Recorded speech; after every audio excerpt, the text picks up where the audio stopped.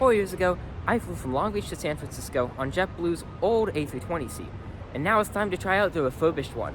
I'm here at Orlando's new Terminal C, and I'm gonna fly from here to Los Angeles on it. I've been looking forward to this ever since I was on the original flight. Let's go. Orlando's Terminal C is very new, having opened in September of 2022. Unlike the rest of the airport, where all gates branch off from the main terminal building, Terminal C is completely independent, the only terminal in the airport that doesn't require you to step foot in the main building at all. Another unique thing about Terminal C is that it is right next to the station for Brightline, a new train service running from Orlando to Miami. Just by walking in, I already felt that this terminal was designed very well, with high ceilings, plenty of natural light, a very modern and fresh look, and more than enough space to walk around.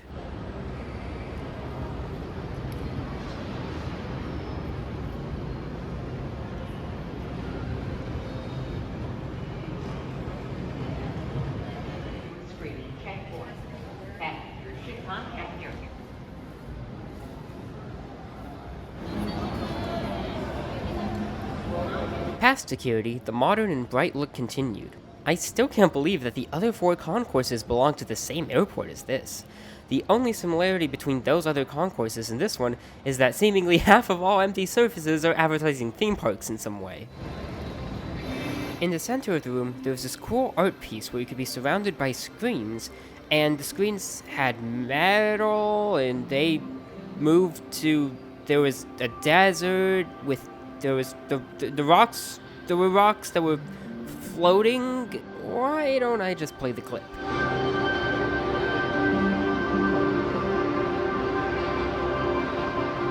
There were screens on the outside of it too, and it didn't make me any less confused. Now it's the ocean. Anyways.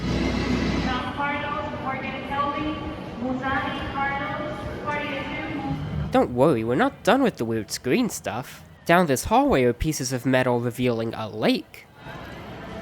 Okay, jokes aside, I really do appreciate that they try to make this terminal so artistic. I think that it's great for airports to try to be unique and artsy, so I definitely am a big fan of Terminal C here. On an unrelated note, there was some confusion about what gate was ours. I even confidently took pictures of this one before finding out this wasn't our plane, but thankfully it was sorted out quick enough to give us time to find our actual gate. And waiting there was a surprise for us. We would be flying on JetBlue's special Puerto Rico livery A320. Group C is at Captain A, B, and C. Welcome aboard your flight.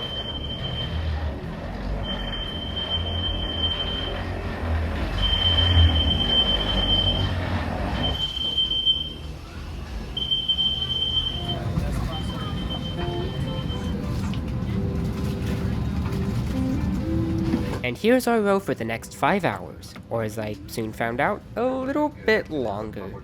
I will get back to you on more details, but at this present moment, we're going to have maintenance up on board real quick. So, in-flight crew, please disarm doors for arrival. Thank you.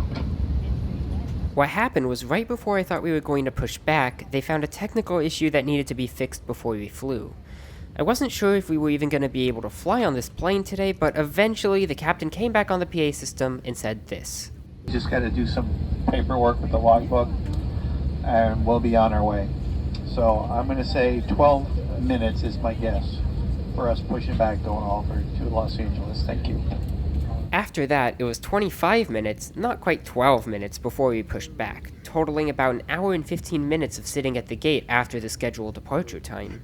I don't blame anyone for this. I don't have any reason to believe that JetBlue could have done anything better, and I'm glad they took the time to make sure the plane was safe to fly. But regardless, it was quite a weird experience to be sitting in a stationary plane for so long. Overall, it was about an hour and 35-minute delay before departure.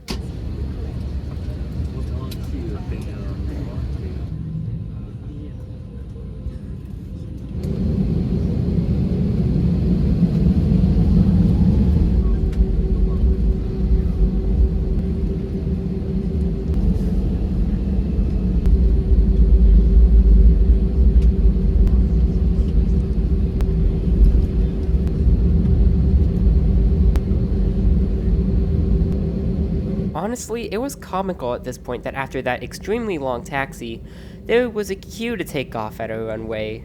It's honestly amazing that it was only an hour and a half delay at takeoff, factoring in the technical error, long taxi, and takeoff queue.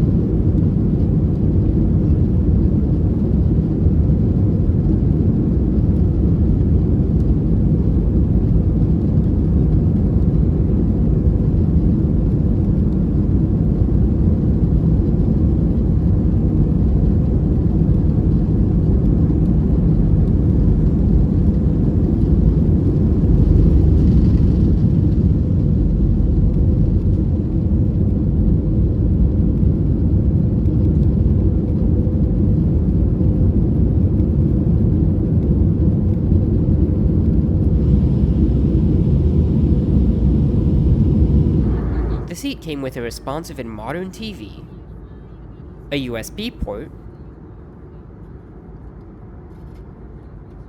a standard tray table,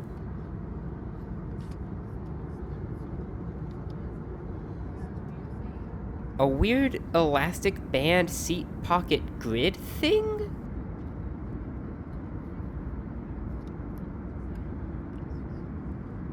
And crucially, plenty of legroom. It also came with a universal outlet and yet another USB outlet between the seats, and also a fully adjustable headrest. Shortly after takeoff, they handed out a drink and snack, including this full-size can of ginger ale and plantain chips, quite a unique and good-tasting snack for an airplane. The entertainment system had a very large selection of movies.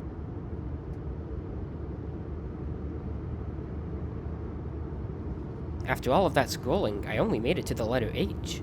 It also had a good selection of TV shows and, impressively, entire seasons of some shows,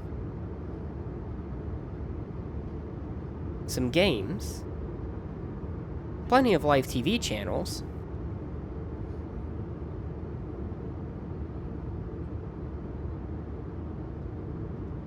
a kids section, something JetBlue describes as location-based audio stories, and of course, a flight tracker.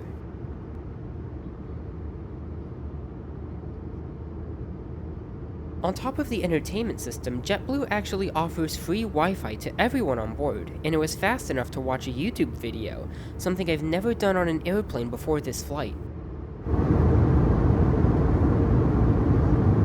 Later in the flight, another drink was served, and I got another full-size can, this time of apple juice, during some unfortunate turbulence.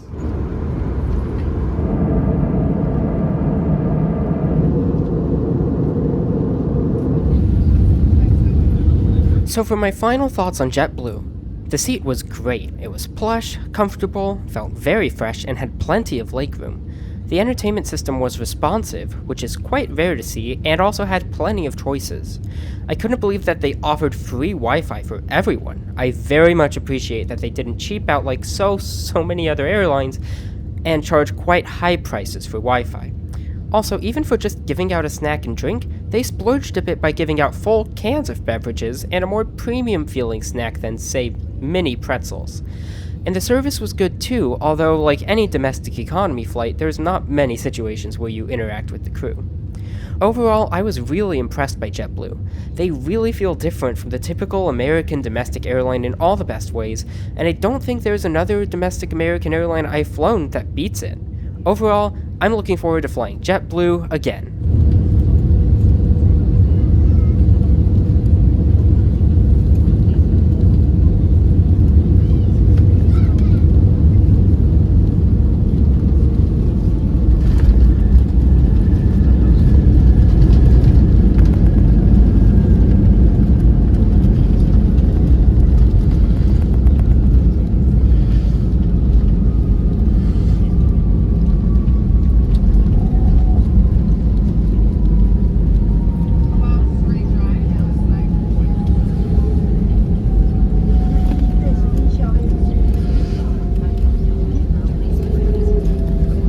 Airways welcomes you to Los Angeles, California, where the local time is approximately 4:12 p.m.